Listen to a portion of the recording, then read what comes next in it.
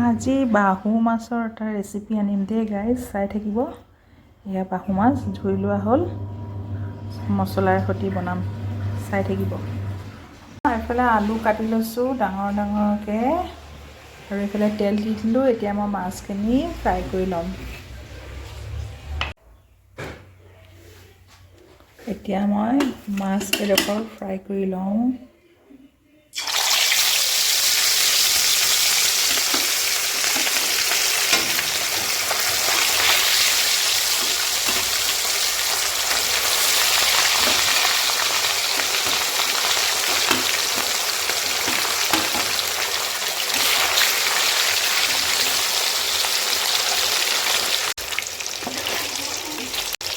এইফালে ফ্ৰাই হৈ আছে।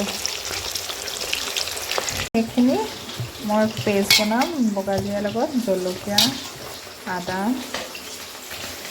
পিঁয়াজ আৰু এয়া বগা জিৰা অলপমান তিয়াই থৈ দিছিলোঁ আগতীয়াকৈ। এতিয়া মই একেলগে পেষ্টটো বনাই ল'ম। এয়া মাছ ফ্ৰাই মোৰ হৈ আছে।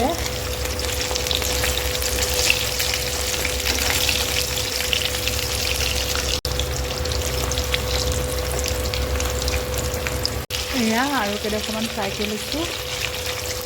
সেইখিনি হৈ গ'ল।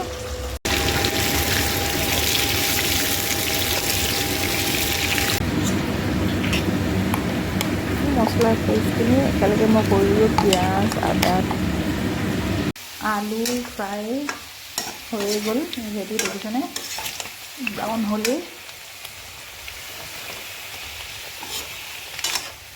এতিয়া মই উঠাই ল'ম আলুখিনি। আৰু সেয়া তেল মই একেখন কেৰাহীয়ে ব্যৱহাৰ কৰিছোঁ, ইয়াত আৰু অকণমান দি দিছোঁ। এতিয়া তেজপাত দিছোঁ, শুকান জলকীয়া দি দিছোঁ 2টা, তাৰপিছত দিছোঁ এয়া ক'লা জিৰা,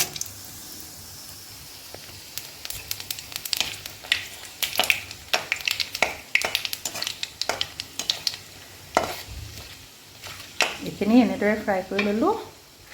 তাৰপিছত এতিয়া মই দিম এই পিচি থোৱা, পেষ্ট বনাই থোৱা মানে মছলাখিনি। মছলাখিনি দি দিলোঁ। ধুনীয়াকৈ এনেকৈ মই মিলাই ল'ম। গোটেই মছলা পেষ্টটো দি দিলোঁ। এতিয়া মই দিম হালধি,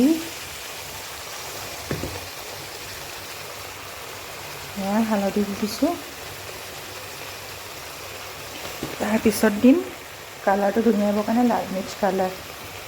মই পিছোতে মানে জলকীয়াহে দিছিলোঁ, সেইটো কাৰণে এতিয়া কালাৰটো দি দিছোঁ, ধুনীয়া এটা কালাৰ আহিবলৈ।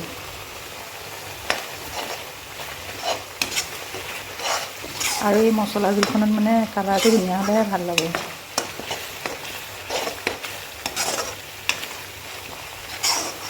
সুন্দৰকৈ লৰাই লওঁ। সোৱাদ অনুসৰি নিমখ,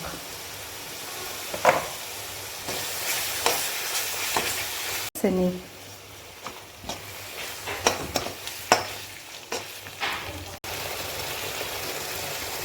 এয়া মছলাৰ পৰা তেল বিৰিঙি ওলাব ধৰিছে। এতিয়া মই আলুখিনি দি দিম।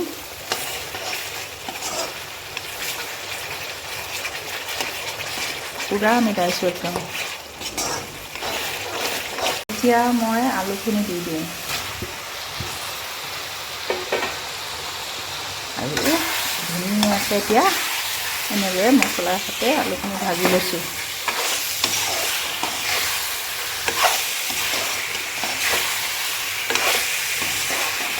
আপোনালোকে এবাৰ এনেকৈ মোৰ ষ্টাইলত বনাই চাবচোন, বিৰাট ভাল পাব, চিম্পুল।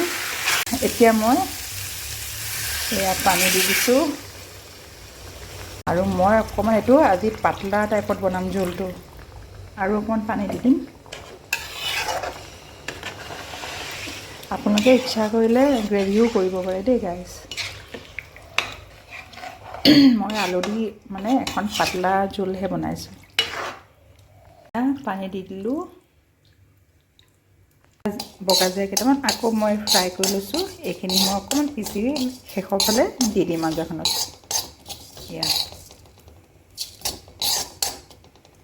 মছলাখিনি মই ইয়াতে গুড়ি কৰি ল'ম। এয়া জোল ফুটিছে, একদম উতলি আছে বকবকাই। আৰু এইফালে ভজা মছলা মই গুড়ি কৰি ল'লোঁ। এতিয়া মাছকেইডোখৰ দি দিম আৰু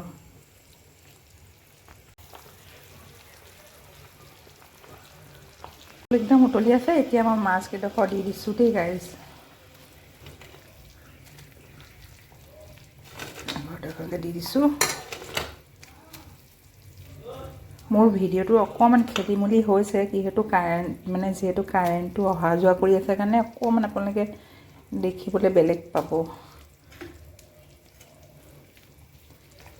এয়া মাছকেইডোখৰ দি দিলোঁ। এতিয়া উতলটা আহক আৰু তাৰপিছত জিৰাকণ দিম। মই ভাজি থোৱা জিৰাকণ দি দিছোঁ দেই, জিৰা গুড়িকণ এয়া দি দিলোঁ। অকণমান লৰাই দিওঁ আৰু অকণমান উতলা হওক আৰু তাৰপিছত মোৰ মাছ সেয়া কাৰেণ্ট আহি গ'ল। এই মাছৰ জোল পূৰা ৰেডি হৈ যাব। এতিয়া চাওকচোন কালাৰটো কিমান ধুনীয়া লাগিছে। মোৰ মাছৰ জোলকণ পূৰা উতলি আছে গাইজ।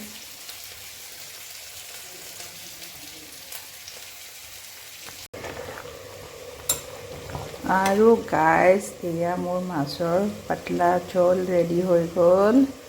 বাহু মাছ, মানে কাতলা মাছো কয় বহুতে। তাৰপিছত ভকুৱা মাছো কয় বহুতে। এনেদৰে বনালোঁ আৰু আলু অকণ ভাঙি দিছোঁ।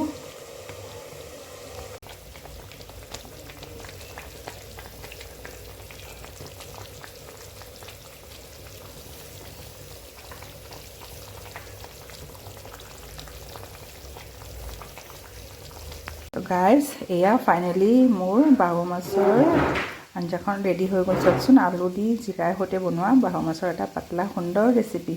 আপোনালোকে এবাৰ এনেকৈ ঘৰত নিশ্চয় ট্ৰাই কৰি চাব, বিৰাটেই ভাল পাব। খুব সুন্দৰ ৰেচিপি এইখন। মোৰ ৰেচিপিটো ভাল লাগিলে যদি লাইক কমেণ্ট কৰিব, বিৰাটেই ভাল পাম।